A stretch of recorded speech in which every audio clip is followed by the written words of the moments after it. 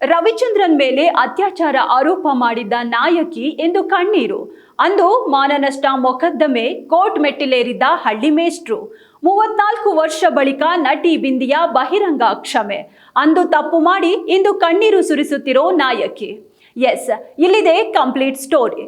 ರವಿಚಂದ್ರನ್ ನಟನೆಯ block buster hit ಹಳ್ಳಿ ಮೇಷ್ಟ್ರು ಸಿನಿಮಾದಲ್ಲಿ ನಟಿಸಿದ್ದ ನಟಿ ಬಾಲಿವುಡ್ ಬಿಂದಿಯಾ ಹಳೆಯ ಪ್ರಕರಣವನ್ನ ಮತ್ತೆ ಮುನ್ನೆಲೆಗೆ ತಂದಿದ್ದಾರೆ.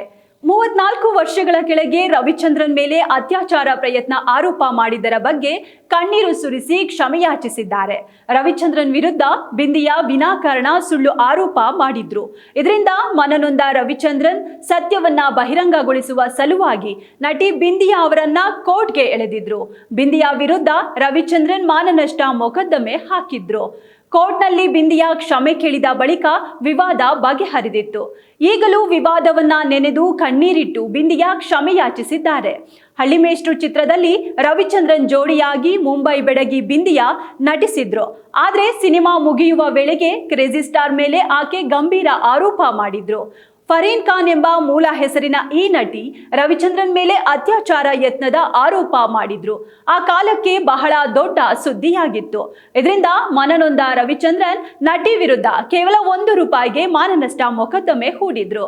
ಕೇಸ್ ವಿಚಾರಣೆ ವೇಳೆಗೆ ಬಿಂದಿಯಾ, ನನ್ನ ಹೇಳಿಕೆಯನ್ನು ಮ್ಯಾಗಝಿನ್ ಒಂದು ತಿರುಚಿ ಪ್ರಕಟಿಸಿದೆ, ನಾನು ಆ ಥರ ಹೇಳಿಕೆ ನೀಡಿಲ್ಲ ಎಂದು ಕ್ಷಮೆ ಕೇಳಿದ್ರು.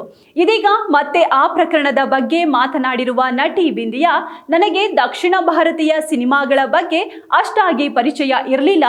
ಜಾನ್ ತೆರಿ ನಾಮ್ ಸಿನಿಮಾದಲ್ಲಿ ನಟನೆ ನೋಡಿ ನನ್ನನ್ನ ರವಿಚಂದ್ರನ್ ಸಿನಿಮಾಕ್ಕೆ ನಾಯಕಿಯಾಗಿ ನಟಿಸುವಂತೆ ಆಹ್ವಾನಿಸಿದ್ರು.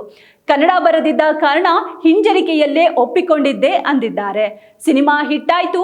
ರವಿ ಸರ್ಗೆ ನನ್ನ ಕೆಲಸದ ಬಗ್ಗೆ ಬಹಳ ಗೌರವ ಇತ್ತು. ಆ ಹೊತ್ತಿಗೆ ಸಂದರ್ಶನವೊಂದರಲ್ಲಿ ನನ್ನ ಹೇಳಿಕೆ ತಪ್ಪಾಗಿ ಪ್ರಕಟಗೊಂಡಿತ್ತು. ದೊಡ್ಡ ಕೇಸ್ ಆಯ್ತು. ಅಂತ್ಯ ಬಹಳ ಕೆಟ್ಟದಾಗಿತ್ತು ಅಂತ ಹೇಳಿಕೊಂಡಿದ್ದಾರೆ. ಅವತ್ತು ಅಷ್ಟು ದೊಡ್ಡ ನಟನನ್ನ ಕೋರ್ಟ್ನಲ್ಲಿ ನೋಡಿದಾಗ ಮನಸ್ಸಿಗೆ ಬಹಳ ಕಷ್ಟವಾಗಿತ್ತು. ನನ್ನಿಂದಾಗಿ ಅಂತ ಮೇರು ಕಲಾವಿದ ಯಾವ ತಪ್ಪನ್ನು ಮಾಡದೆ ಕೋರ್ಟ್ ಮೆಟ್ಟಿಲು ಹತ್ತುವಂತಾಯ್ತು. ನಿಜಕ್ಕೂ ರವಿ ಸರ್ ಯಾವ ತಪ್ಪನ್ನು ಮಾಡಿಲ್ಲ ಎಂದು ಗೋಗರೆದಿದ್ದಾರೆ. ಕೊನೆಗೆ ರವಿ ಸರ್ ಕೇಸ್ ಗೆದ್ರು, ಬಳಿಕ ವಾಪಸ್ ಪಡೆದ್ರು. ಎಲ್ಲ ಇತ್ಯರ್ಥವಾಗಿತ್ತು. ಕಾರಣ ನನ್ನ ಆರೋಪಕ್ಕೆ ಯಾವುದೇ ಆಧಾರ ಇರಲಿಲ್ಲ ಅಂತ ಹೇಳ್ಕೊಂಡಿದ್ದಾರೆ. ನಾನು ಹೇಳಿದ್ದೇ ಬೇರೆ, ಮ್ಯಾಗಝಿನ್ನಲ್ಲಿ ಬಂದಿದ್ದು ಬೇರೆ. ಅದು ರವಿಚಂದ್ರನ್ ಅವರ ಬಗ್ಗೆ ತಪ್ಪು ಅಭಿಪ್ರಾಯ ವ್ಯಕ್ತವಾಗುವಂತಾಗಿತ್ತು ಅಂದಿದ್ದಾರೆ.